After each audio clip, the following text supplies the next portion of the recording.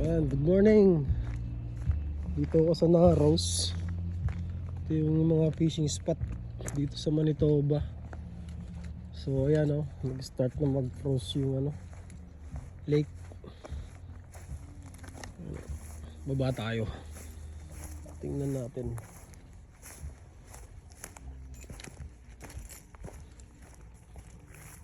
Yan yelo na.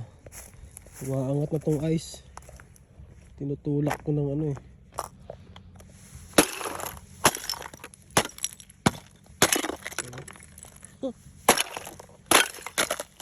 tayo. Legit.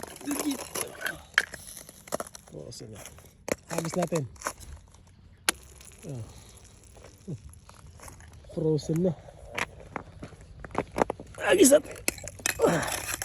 Agis ulit tayo isa. Nababasag. Ito malaki. Agis natin.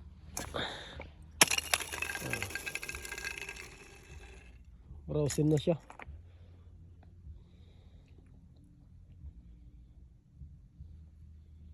Malamig. Sa ngayon, ano pa lang dito? -2. Start pa lang wala pang winter. Yan, ganda mag-fishing dito.